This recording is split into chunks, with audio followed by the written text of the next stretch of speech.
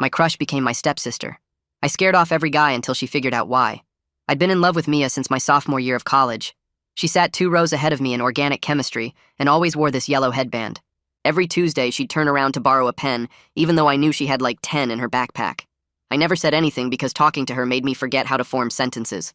My friends said I was pathetic, but I didn't care. I had this whole plan to ask her out after finals.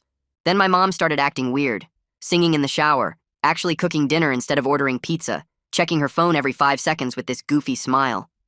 She'd been single since my dad left 8 years ago, so seeing her happy was amazing. She finally told me she'd met someone at her book club, said his name was Robert, and he was perfect, and she wanted me to meet him and his daughter. I was thrilled for her. She deserved someone good after everything. She planned this whole dinner at a nice steakhouse downtown, said both families should meet properly. I wore the only dress shirt I owned and practiced being the supportive son in the mirror. Got there early with Mom to get a table. She was practically glowing.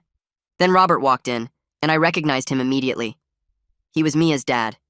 He'd dropped her off at campus a few times. My brain stopped working when I saw Mia walk in behind him, wearing this blue dress I'd never seen before. She spotted me and her whole face lit up. She actually ran over and hugged me, going on about what a crazy coincidence this was. Said we were going to be the best siblings ever. Called me her bonus brother. I just stood there like an idiot while she told our parents how we already knew each other from school. My mom was ecstatic, saying it was meant to be. Robert was shaking my hand, talking about how nice it would be for Mia to have a brother. Meanwhile, I wanted to disappear into the floor. The whole dinner, Mia kept making plans. We could carpool to campus together, study together at home. She'd help me with chemistry if I helped her with calculus. She was drawing up this whole perfect sibling dynamic while I sat there dying inside. Mom and Robert were talking about moving in together by next semester. Mia grabbed my hand under the table and squeezed it, whispering that she'd always wanted a brother. I excused myself and hid in the bathroom for 15 minutes. After that night, everything got worse. Mia started texting me constantly, sending memes about having siblings, asking what my favorite breakfast was when we'd lived together, and wanting to hang out between classes. I started being mean to her because I didn't know what else to do. When she'd wait for me after class, I'd walk right past her. When she saved me a seat at lunch, I'd sit somewhere else. She kept trying, though. Left notes on my car asking if she'd done something wrong. I'd crumple them up without responding. The confusion on her face killed me. But I couldn't explain that I'd spent 2 years fantasizing about our wedding, and now she wanted to paint my nails and have movie nights as siblings. 2 months later, our parents got married at the city hall. Mia was the maid of honor, and I was the best man. She tried to link arms with me for photos, and I pretended I needed to fix my tie. The photographer kept telling us to stand closer, and Mia would laugh, saying I was camera shy while I wanted to scream. We moved into Robert's house the next week. Mia had decorated my room with posters she thought I'd like and a welcome home sign. She'd spent hours on it. I took it all down while she was in class, and she found it in the trash. She cried, and I felt horrible, but I told her I just wanted my space. She stopped trying to be nice after that. 2 years of living in the same house and barely talking. She'd eat breakfast in her room. I'd wait until she left to use the kitchen. Our parents thought we just needed time to adjust. Then one night she brought home this guy named Justin. Said he was her study partner, but the way he looked at her made it obvious. She introduced him as her potential boyfriend and asked what I thought as her brother. I said he looked like he failed his driver's test 3 times. He laughed nervously. Mia glared at me. Justin came over for dinner that Friday. I spent the whole meal asking him increasingly ridiculous questions. Did he know how to change a tire? What were his thoughts on the economic crisis in Bulgaria? Had he ever been arrested? Mia kept kicking me under the table. When Justin went to the bathroom, she asked what my problem was. I said I was just being a protective brother. She said I'd never acted like a brother before, so why start now? That hit different. Saturday, our parents went to a couple's resort for a week. Left us alone in the house for the first time. Justin stayed for dinner, and I couldn't help myself. I asked him what his major was, and when he said business administration, I mentioned how everyone doing that nowadays just wanted easy money without real skills. Mia's fork stopped halfway to her mouth, and she stared at me with this look that should have made me shut up, but I kept going. I asked about his car, a silver Toyota, and said it looked like the kind of thing someone who couldn't commit to a real decision would drive. Justin laughed nervously and tried to change the subject to the weather, but I circled back to his haircut, which was perfectly normal, and suggested he looked like he was trying too hard to be trendy. Mia kicked me under the table hard enough that I felt it through my shoe, but the jealousy burning in my chest wouldn't let me stop. I brought up how business majors never actually learned anything practical and asked if he even knew how to file taxes or change his own oil. Justin's smile got tighter with each question, and Mia's face turned red, her knuckles white around her fork. I asked about his internship plans, and when he mentioned retail management, I said that sounded like a dead-end career path for people without ambition. Mia stood up so fast her chair scraped against the floor and excused herself to the bathroom, leaving Justin and me sitting in painful silence. Justin left around 9 after Mia came back and barely spoke to him for the rest of the meal. I heard the front door close and started loading the dishwasher, scraping plates harder than necessary. Mia appeared in the kitchen doorway with her arms crossed and asked what my problem was with Justin specifically. Her voice came out tight and controlled, like she was trying not to yell. I told her he seemed fake, too polished, like he was putting on an act to impress her. She deserved better than some guy who probably rehearsed his answers in the mirror. Mia stepped closer, and her eyes looked wet, but she wasn't crying yet. She asked why I suddenly cared about what she deserved when I'd spent 2 years making her feel unwelcome in her own home. I put down the plate I was holding and said I was just being protective, that brothers look out for their sisters. Mia laughed, and it sounded wrong, bitter and sharp. She said I'd never cared about what she deserved before, so why start now with her dating life? The hurt in her voice made my stomach twist, but I couldn't back down now.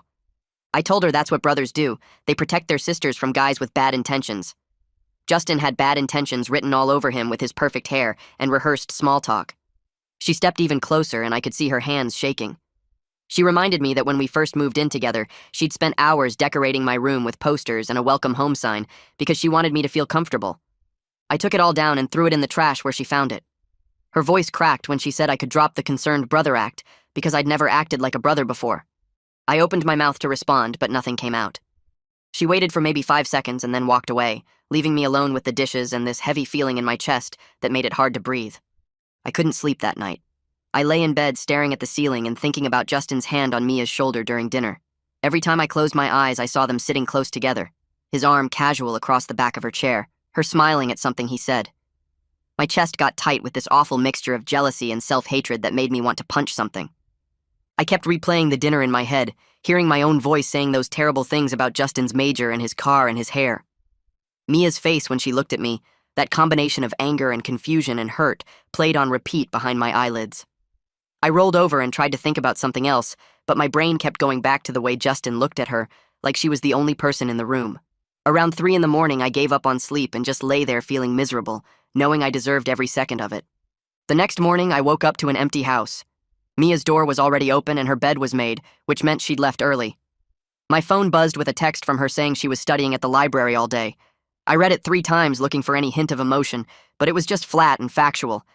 I knew she was avoiding me and I deserved it completely.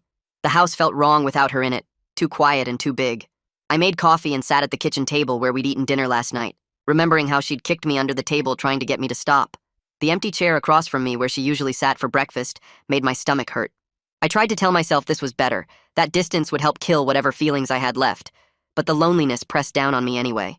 I opened my calculus textbook and tried to focus on problem sets, but the numbers blurred together. After 20 minutes of reading the same equation over and over, I gave up and opened my phone. I told myself I was just checking social media normally, but I went straight to Mia's profile. She'd posted photos from yesterday, her and friends at the dining hall, everyone laughing at something off camera. I scrolled down and found a new picture from the coffee shop, her and Justin sitting across from each other with matching lattes. They were both laughing, and his hand was reaching across the table toward hers. The timestamp said yesterday afternoon, before he came over for dinner. I stared at that photo until my eyes hurt, studying every detail. The way she smiled at him, genuine and open, so different from how she looked at me now. My chest felt hollow and sick at the same time. I closed the app and opened it again 5 minutes later, torturing myself with that same photo. Mia came home around dinner time carrying a paper bag from the Thai place near campus. She walked past me in the living room without saying anything and went to her room. I heard her door close, not slam, but close firmly, and then silence. I sat there for a few minutes before going to the kitchen and making a sandwich. We ate in separate rooms, and the silence in the house was worse than arguing. At least when we fought, there was something between us, even if it was anger. This felt like a cold wall that I'd built brick by brick with every mean comment and rejection over the past 2 years. I couldn't figure out how to tear it down without explaining why I'd built it in the first place. My sandwich tasted like cardboard, but I forced myself to eat it, chewing slowly in the empty kitchen while Mia stayed hidden in her room. Around 10 that night, I heard Mia's voice through her bedroom door. She was on the phone with someone, laughing at something they said. The sound of her being happy with someone else made my hands clench into fists. I turned up my music to drown it out, some angry rock playlist that matched my mood.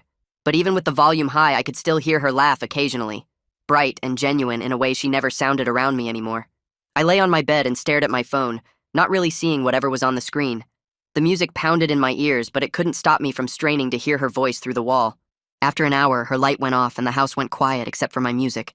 I turned it down and lay in the dark, feeling pathetic and angry and sad all mixed together. Justin showed up again the next afternoon. I was in the living room pretending to study when the doorbell rang. I got to the door before Mia could, opening it to find Justin standing there with his backpack and that same friendly smile.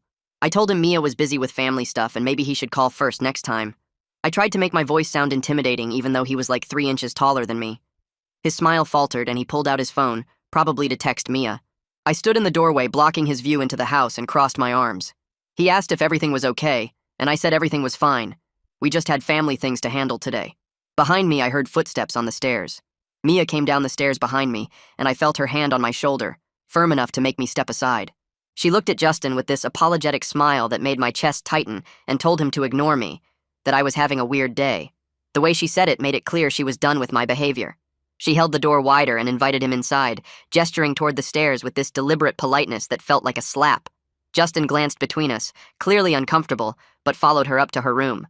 She left the door open but positioned herself so I couldn't see inside without being obvious about it. I stood in the hallway for a minute after they disappeared, my hands still clenched at my sides. The house felt too quiet except for their voices drifting down, too soft for me to make out words. I went to the kitchen and opened the fridge, stared at the contents without seeing anything, closed it again.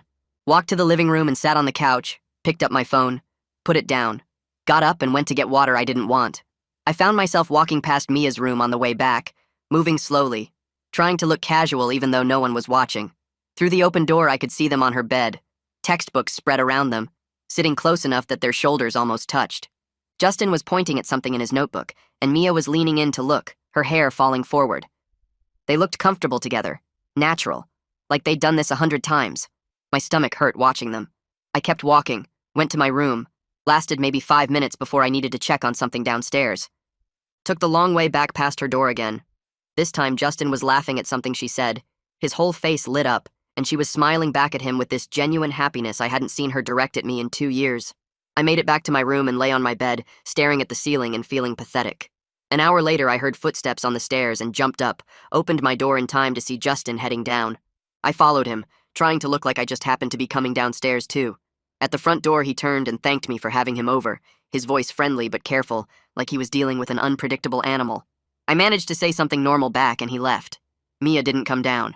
I waited in the living room, expecting her to appear, to yell at me or demand an explanation, but her door stayed closed.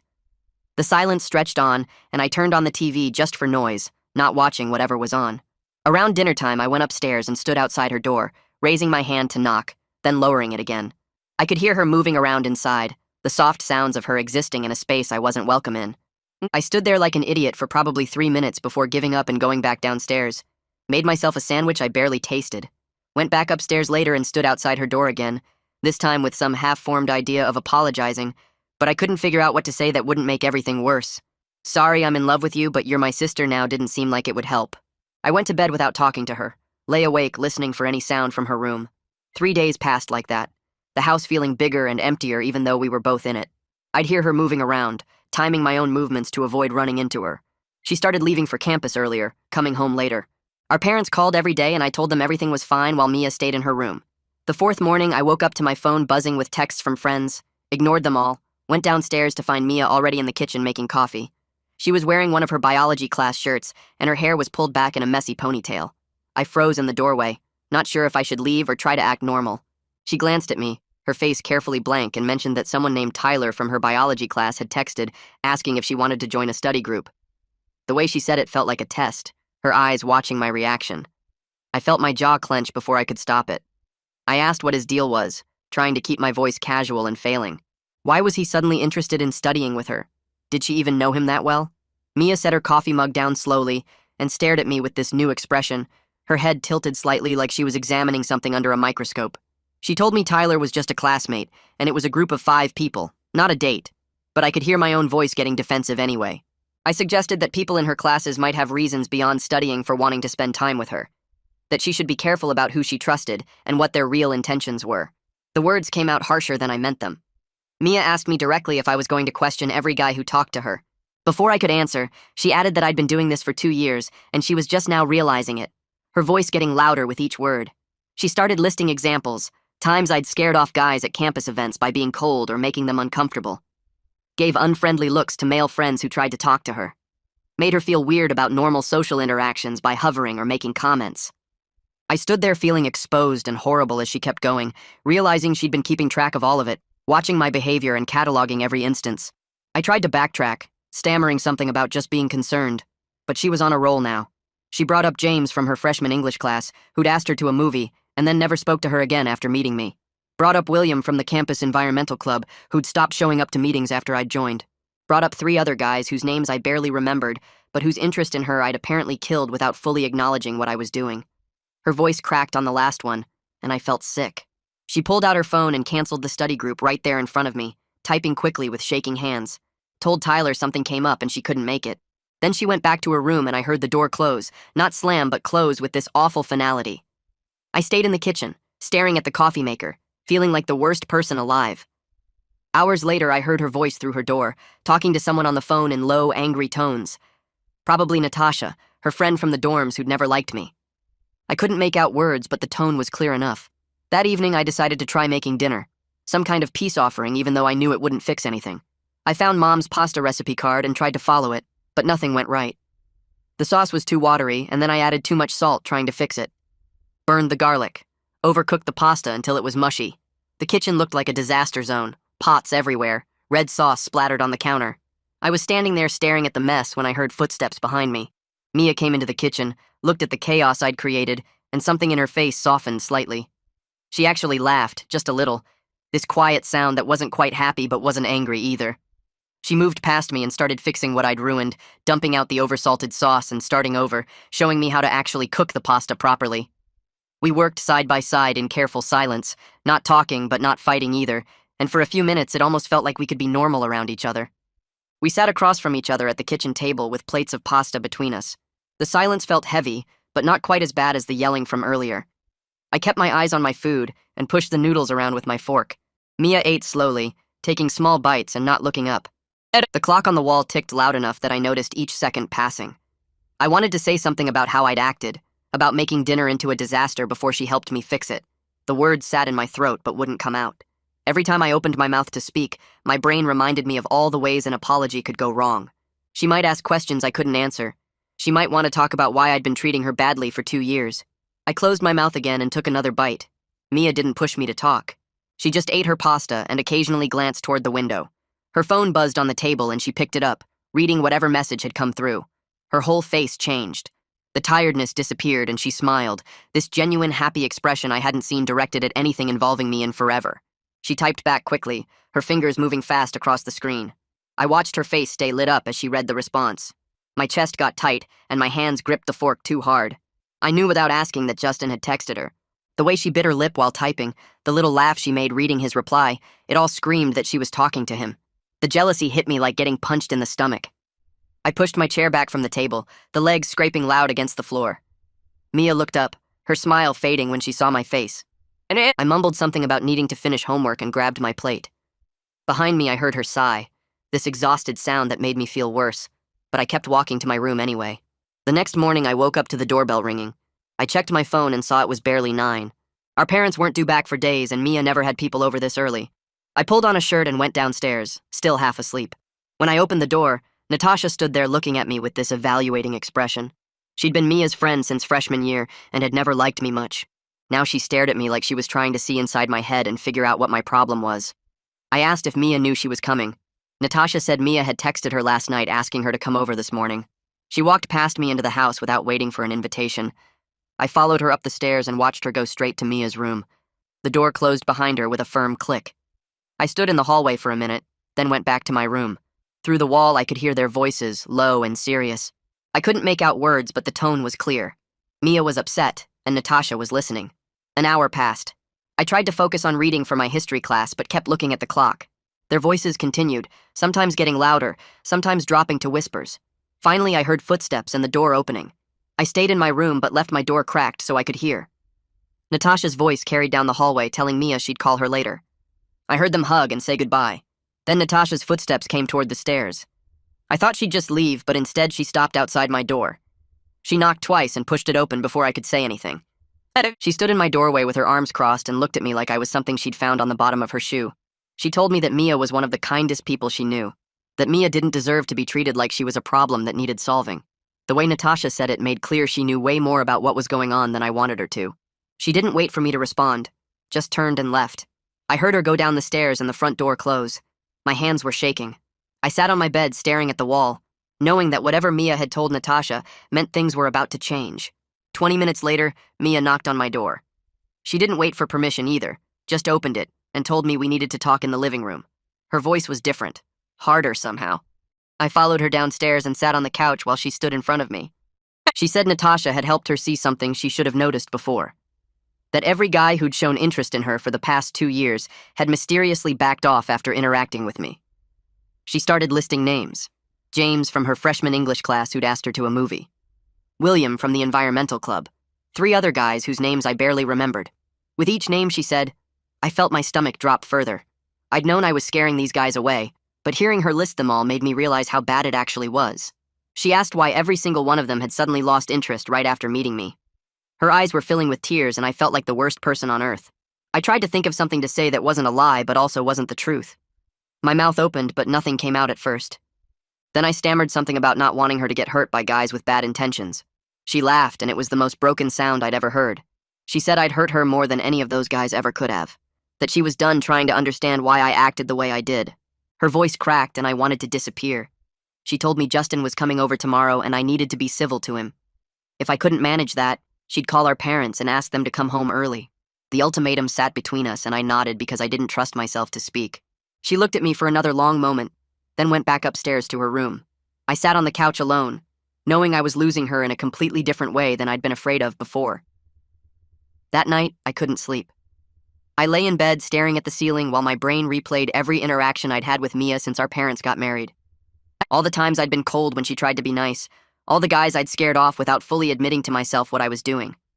The truth I'd been avoiding crashed over me like a wave. I'd been so focused on not losing Mia to another guy that I'd destroyed any chance of having her in my life at all.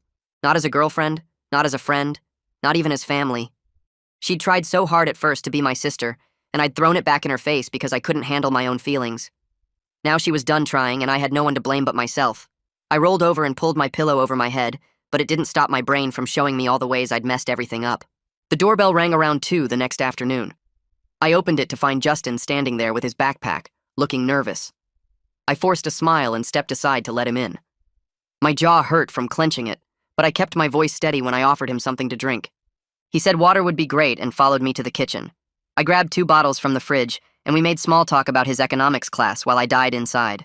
Mia appeared in the doorway watching us with narrowed eyes like she was waiting for me to slip up.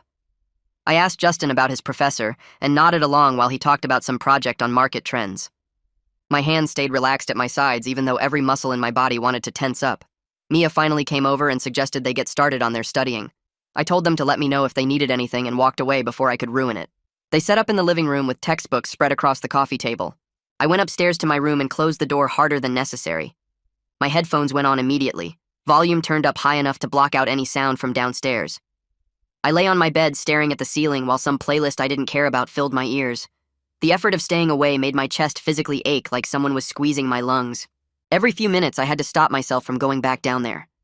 My brain kept showing me images of them sitting close together, her laughing at something he said, maybe their hands touching while reaching for the same book. I grabbed my pillow and pressed it against my face. This was what I'd agreed to do. Be civil. Stay away. Let her have a normal afternoon with a guy who actually had a chance with her. The thoughts made me want to punch something, but I just lay there forcing myself to breathe normally. Mom and Robert came home around 6. I heard the front door open and their voices carrying up the stairs, loud and happy about their trip. They were talking over each other about the resort and some sunset they'd seen. I pulled off my headphones and went downstairs. Justin had already left. Mia was putting away the study materials while our parents set down their bags. Mom hugged me and started telling me about the spa treatments and the fancy restaurant they'd tried. Robert was showing Mia pictures on his phone. I stood there trying to look interested, but I could feel the weight of the silence between Mia and me filling the room. Mom stopped mid-sentence about the couple's massage and looked between us. Her smile faded a little. She asked if everything was okay, and Mia said yes in this flat voice. I nodded. Robert glanced at his daughter, then at me, his face shifting from vacation happiness to concern. We were standing on opposite sides of the living room, and I realized we hadn't made eye contact once since they'd walked in. Mom pulled me aside after dinner while Mia and Robert were doing dishes. We went into the den and she closed the door partway. Her voice was quiet when she asked what happened while they were gone. I told her Mia and I had a disagreement about some household stuff, keeping it vague on purpose. Mom's forehead creased and she looked at me the way she used to when I was little and lying about breaking something. She said we'd seemed tense and asked if I wanted to talk about it. I shook my head and told her it was fine. We just needed to work it out ourselves. She didn't look convinced at all. Her hand touched my shoulder and she said she was worried about both of us. I promised her everything would be okay, even though I had no idea if that was true. She sighed and hugged me before going back to help Robert finish cleaning up. The next week was terrible. Every family dinner felt like we were all pretending everything was normal, while Mia and I carefully avoided each other. We'd pass dishes without our hands touching. She'd talk about her classes, and I'd focus really hard on my food. Robert tried asking about campus stuff, and Mia would answer but never look my way. One night he asked directly if we were okay. Mia said we were fine in a tone that made it crystal clear we weren't fine at all. I just nodded and kept eating. Mom watched us with this sad, worried expression that made me feel worse than anything Mia could have said. After that dinner, Robert stopped asking and just looked disappointed whenever we were in the same room. Mia started coming home later and later. Some nights she'd walk in around 10 or 11 and go straight to her room. Mom mentioned at breakfast one morning that she missed having Mia around for dinner.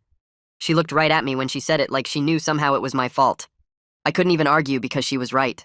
Mia was avoiding the house because I'd made it uncomfortable for her. I heard Mom and Robert talking one night through their bedroom door about whether they should intervene. Robert said maybe we just needed more time. Mom said it had been 2 years already, and things seemed to be getting worse instead of better. I went back to my room before I could hear anything else. 2 weeks after our parents got back, Mia mentioned at dinner that someone had asked her out.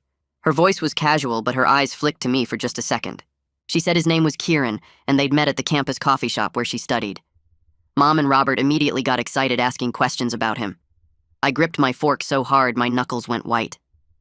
Mia described him as sweet and funny, saying they'd talked for over an hour about some book they'd both read. I managed to say that was nice, even though the words felt like they were being dragged out of me. My fork left little dents in my palm from holding it too tight. Mom was practically glowing, saying it was great that Mia was making connections and putting herself out there. Robert asked when they were going out, and Mia said Friday night. He wanted to know what Kieran studied and where he was from, and a bunch of other dad questions. Mia answered everything while I sat there wanting to leave the table but forcing myself to stay. She said Kieran was in her biology class and seemed really smart. Mom asked if we'd get to meet him, and Mia said probably. He wanted to pick her up properly. I cut my chicken into smaller and smaller pieces until it was basically shredded on my plate. Friday came too fast. I was in my room doing homework when the doorbell rang at 7. Mom called up that Kieran was here. I came downstairs because not coming down would have been too obvious. Kieran stood in the entryway wearing nice jeans and a button-up shirt. He had dark hair and an easy smile and shook Robert's hand firmly when they introduced themselves. Mom was being her usual friendly self, asking him about school. Then he turned to me and held out his hand. I shook it and felt how confident his grip was. He said it was nice to meet Mia's brother. I hated him immediately, even though he'd done absolutely nothing wrong. He was polite and well-dressed and clearly making an effort to impress our parents. Everything about him was exactly what any parent would want for their daughter. Mia came down the stairs wearing a dress I'd never seen before, and Kieran's whole face lit up. They said goodbye and left together. I watched through the window as he opened the car door for her. After they drove away, I went straight to my room. I closed the door and sat on my bed with my head in my hands. Everything I'd been holding back for weeks crashed over me at once. The grief of losing something I never actually had in the first place. The anger at the universe for making our parents meet and fall in love and ruin everything. The self-loathing for every mean thing I'd said to Mia, every time I'd pushed her away, every guy I'd scared off. I'd spent 2 years making her life miserable because I couldn't handle my own feelings. Now she was out with someone who could actually be with her the right way. Someone who wasn't her stepbrother.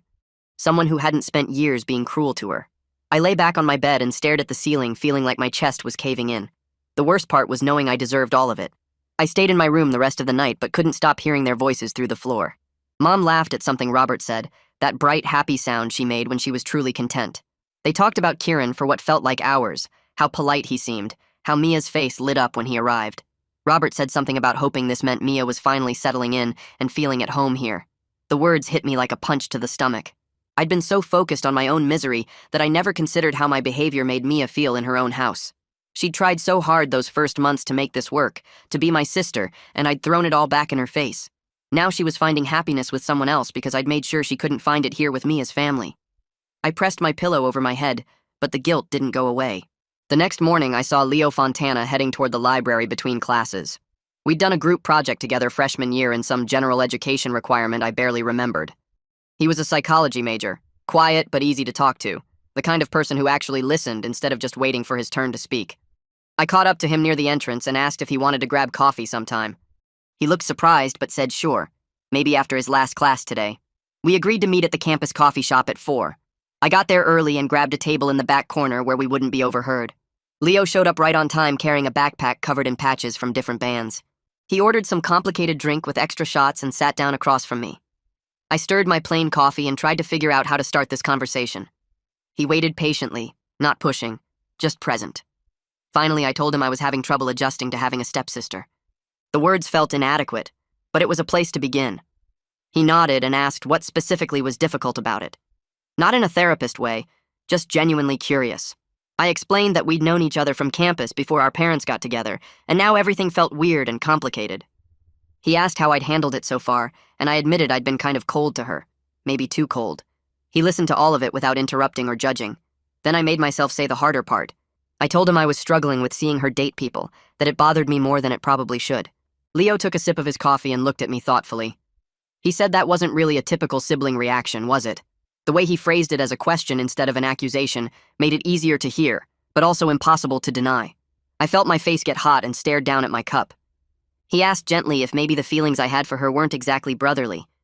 I couldn't make myself say yes out loud, but I didn't say no either. He leaned back in his chair and said he got it. That sounded really complicated and painful. No judgment in his voice, just understanding. It made something loosen in my chest that had been tight for months. We sat there for a minute in silence that didn't feel awkward. Then Leo said I might need to talk to someone professional about untangling these feelings, especially since the family situation wasn't going to change. He said it kindly but firmly, like he knew I needed to hear it even if I didn't want to. Say it. I asked if he thought I was messed up and he shook his head. He said feelings don't make you messed up, it's what you do with them that matters. Right now, I was hurting myself, and probably Mia too by not dealing with this. He suggested the campus counseling center, said they were good and confidential. I promised I'd think about it even though we both knew I needed to do more than think. We finished our coffee, and he told me to text him if I needed to talk again. Walking back to my car, I felt lighter somehow, like admitting it out loud to someone neutral had released some of the pressure. That Friday, Mia went on her second date with Kieran. This time it was a group thing with his brother Tyler and some other friends from their biology class. She mentioned it at dinner, describing the plan to see some new action movie and get food after. Mom asked which movie and Mia told her, sounding genuinely excited. I focused on cutting my chicken into precise pieces and tried not to react. When Mia came home around 11, I was in the kitchen getting water. She walked in still smiling, telling Mom about the movie and how funny Tyler was and how Kieran's friends were all really nice. Mom asked questions and Mia answered happily, animated in a way I hadn't seen her in months. I stood there holding my water glass, feeling like I was disappearing, becoming invisible in my own house. She didn't even glance my way as she described the restaurant they'd gone to and how Kieran had insisted on paying for her meal. I went back upstairs before they finished talking. The weeks crawled by with me going through the motions of classes and homework while everything inside felt heavy. I stopped hanging out with my own friends, stopped going to the campus events I used to enjoy. Mom noticed, but I kept telling her I was fine, just busy with school. She didn't believe me. A month after our parents got back from their trip, she sat me down in the living room on a Saturday morning. Robert had taken Mia to the mall for some shopping trip. Mom said she'd noticed I seemed depressed lately, that I wasn't acting like myself. She asked if something was wrong, if I wanted to talk about it. I told her it was nothing, just stress from classes, but my voice cracked on the words. She put her hand over mine and said the campus had counseling services. Would I be willing to talk to someone there? The concern in her eyes made it impossible to keep refusing. I agreed and watched relief wash over her face. Mom set up the appointment that afternoon, calling the counseling center and getting me scheduled for Wednesday at 3. She looked lighter after making the call, like she'd been carrying my problems on her shoulders and could finally do something about it. Robert came home with Mia and overheard Mom telling me about the appointment. He offered to drive me there, said he had a meeting on campus that day anyway and could drop me off. I wanted to refuse, but that would have been too obvious, so I thanked him. He smiled and squeezed my shoulder, trying to be supportive, and I felt terrible for resenting his kindness. He was a good guy, a good father to Mia, and a good stepfather to me. None of this was his fault. Wednesday arrived too fast. Robert drove me to campus and dropped me off outside the counseling building. He said he'd be back in an hour and to text if I needed more time. I walked inside and checked in at the front desk. The waiting room had comfortable chairs and calming artwork on the walls, clearly designed to make people feel less anxious. It didn't work. A woman came out after a few minutes and introduced herself as my counselor. She had kind eyes and led me back to a small office with a couch and some plants. I sat down and she asked what brought me in today. I talked around the issue for 40 minutes, mentioning stress and family adjustment and general college anxiety. She listened patiently, occasionally asking clarifying questions, clearly waiting for me to get to the real problem. Finally, she asked directly if my family situation involved complicated feelings about my stepsister. The question hung in the air between us, and I realized I couldn't keep avoiding this. I had to start being honest with someone. I admitted I'd had feelings for Mia before our parents got married. The words came out quiet and ashamed, but I made myself say them. The counselor didn't react with shock or judgment, just nodded and asked how I'd been handling that. I described my behavior over the past 2 years, the coldness and the mean comments and scaring off guys she liked. Saying it all out loud made me see how destructive I'd been. I'd hurt Mia repeatedly because I couldn't deal with my own emotions like an adult.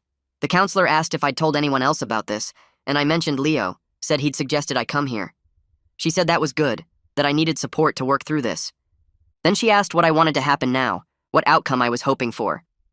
I didn't have a good answer because the outcome I wanted was impossible, and the reality I faced was unbearable. She talked about grief like it was something physical I'd been carrying around for 2 years. The counselor leaned forward in her chair and explained that I'd been mourning the loss of something I never actually had, which made it harder because there was no clear endpoint to the sadness. She said trying to force feelings to disappear never worked, that emotions didn't respond to logic or willpower the way we wanted them to. I sat there nodding like I understood, but really I just felt exhausted hearing it laid out so plainly.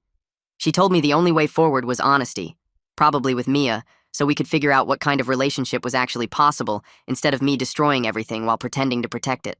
The words sat heavy in my chest during the drive home with Robert, who chatted about his meeting and asked how counseling went. I gave him vague positive responses while staring out the window, knowing what I had to do, but having no idea how to actually do it. 3 more sessions passed over the next few weeks.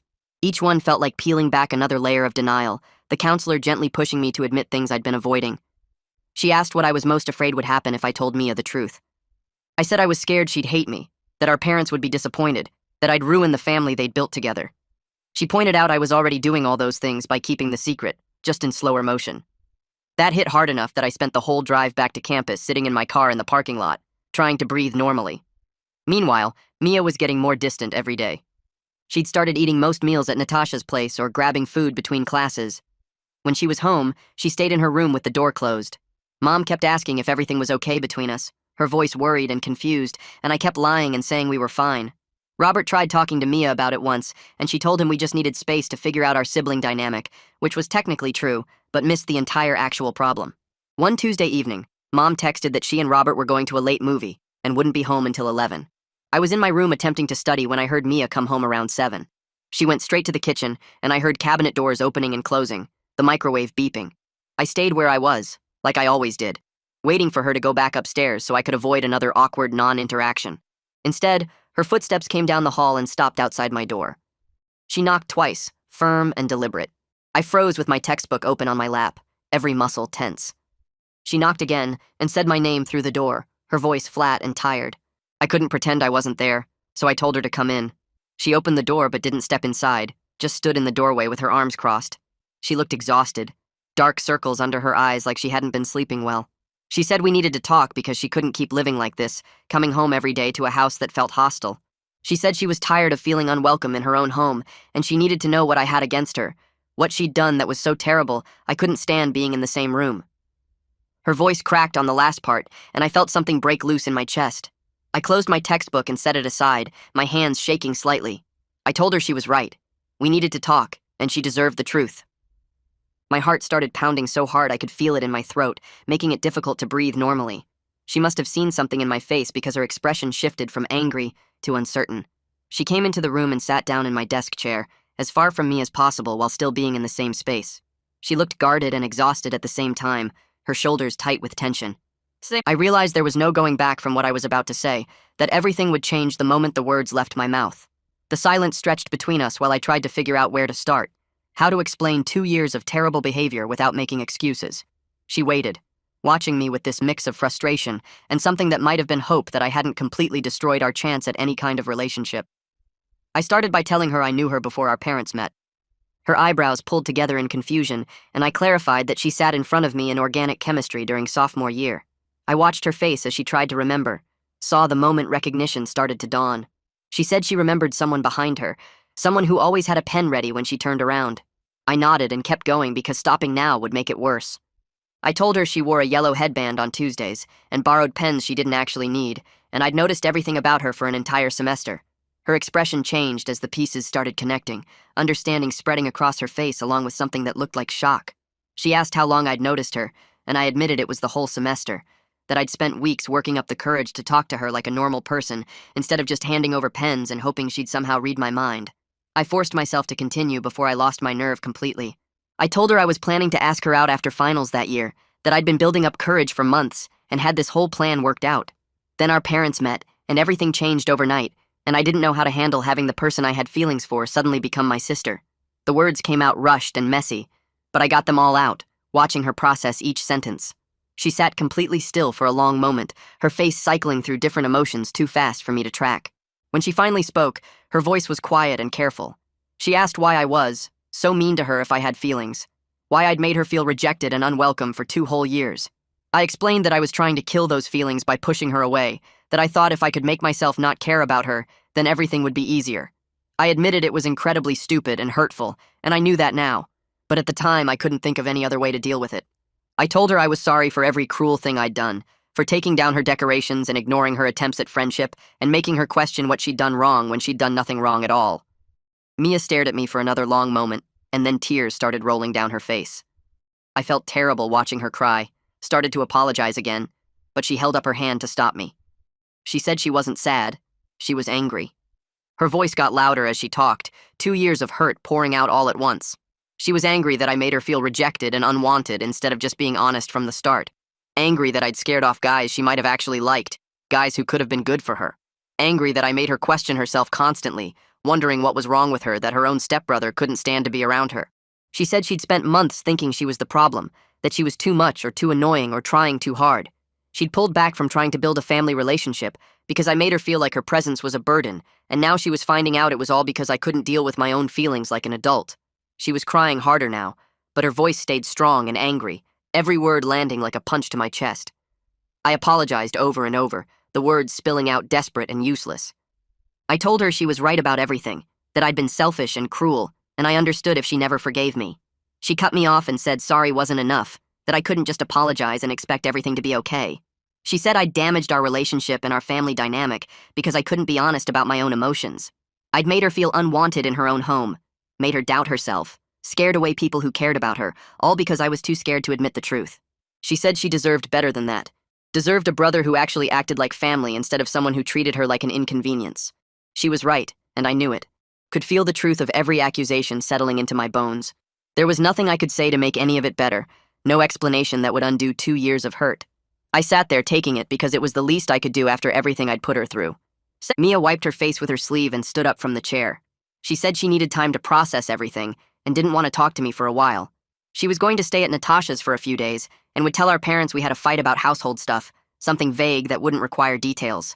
She said I needed to respect her space completely, no texts or calls or attempts to explain further. She needed to figure out how she felt about all of this without me trying to influence her thinking. I nodded and told her I understood, that I'd give her whatever space she needed for as long as she needed it. She looked at me one more time, her expression unreadable, and then left my room. I heard her go into her bedroom and start packing a bag, drawers opening and closing, the closet door sliding. 20 minutes later, she came back downstairs and I heard the front door open and close. Her car started in the driveway, and then the sound faded as she drove away. I sat alone in my room for a while, not moving, just staring at the wall. Then I went downstairs and the house felt different, emptier in a way that had nothing to do with Mia physically being gone. I sat on the couch in the living room where we'd had awkward family movie nights and tense dinners, feeling the full weight of what I'd done settling over me. The confession had brought some relief, finally saying out loud what I'd been hiding for 2 years. But it also felt like the final death of any fantasy I'd been holding on to, the absolute end of any possibility that things could be different. I'd spent so long imagining scenarios where Mia somehow felt the same way, where our parents' marriage didn't matter, where we could figure something out. Saying everything out loud made me see how impossible and wrong all of it was, how much damage I'd caused chasing something that was never going to happen. I let myself cry for the first time in years, sitting alone in the empty house while the sky got dark outside. The tears felt like they were coming from somewhere deep and old. Grief for the relationship I'd wanted and the one I'd destroyed, for the person I'd hurt and the family dynamic I'd poisoned. I cried until I was exhausted and hollow, and even then I knew it wasn't enough to make up for anything I'd done. I stayed in my room for hours after Mia left, sitting on my bed with my back against the wall and my knees pulled up to my chest.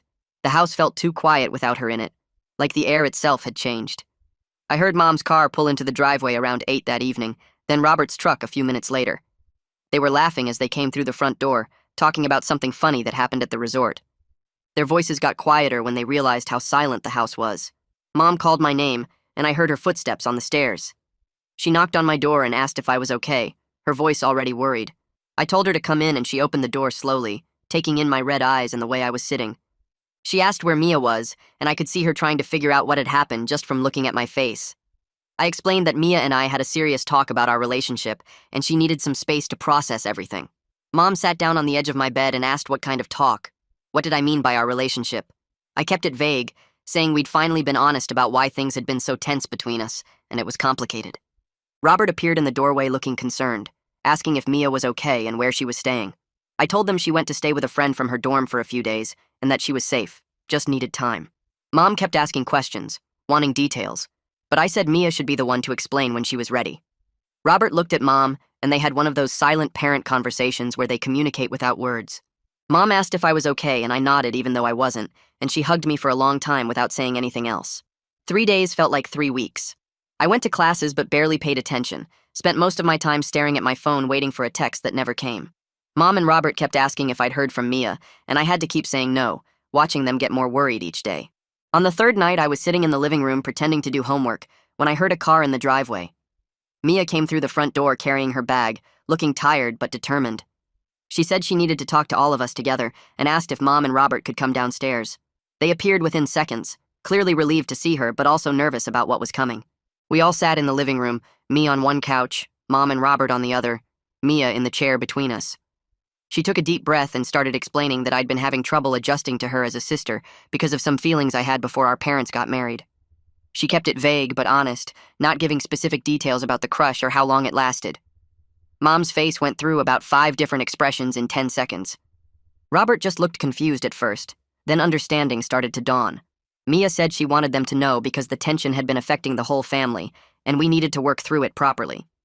She made it clear this wasn't anyone's fault, just a complicated situation that required honesty. Mom and Robert sat there processing for what felt like forever. Robert finally spoke, saying this explained a lot of the tension he'd noticed over the past 2 years. He asked what we needed from them to move forward, his voice careful and measured. Mia said she needed them to know the situation was complicated and that we were working on it, that we needed their support, but also their patience. Mom asked if I was okay, and I nodded, not trusting my voice. She looked at Mia and asked if she was okay, and Mia said she was processing, but she'd be fine. Robert said they'd do whatever we needed, whether that was space or help or just understanding. Mom suggested maybe we should talk to someone professional about this, that family therapy might help us figure out how to move forward. Mia looked at me, and I looked back, and we both nodded at the same time. Robert said he'd make some calls and find someone good, that this was important, and we'd handle it together as a family. Over the next few weeks, we started going to family therapy every Tuesday evening. The counselor's office had beige walls and comfortable chairs and smelled like lavender. The first session was painful, everyone tiptoeing around the actual issue until the counselor asked direct questions that forced us to be honest. Mia and I had to learn how to talk to each other without all the anger and hurt getting in the way. We did exercises about setting boundaries and communicating needs and rebuilding trust from nothing. It was awkward as hell, sitting there with our parents while talking about feelings I'd hidden for years. But slowly, session by session, things started to shift. I learned to see Mia as an actual person instead of this fantasy I'd built up, and she learned that my coldness had never been about her being unworthy. Mom and Robert learned how to support us without trying to fix everything, just being there while we figured it out. Mia kept dating Kieran and would mention him sometimes in therapy, testing whether I could handle it. The first few times I felt that familiar jealousy spike, but I practiced what the counselor taught me about acknowledging feelings without acting on them. One day Mia showed me a photo of her and Kieran at some campus event, and I managed to say they looked happy together without my voice catching. She smiled at me like I'd just passed some kind of test. The counselor said we'd probably never be super close, that some damage takes years to heal if it heals at all. But we could be family in a real way, if we were both willing to try, to keep showing up and being honest even when it was uncomfortable. Some days were harder than others, days when I'd see Mia laugh at something on her phone and feel that old ache, but I was finally being honest with myself and everyone else. It felt like the first step towards something better, even if it wasn't what I originally wanted. I was learning to let go of the fantasy and accept the reality, to be grateful for what was possible instead of mourning what never could be.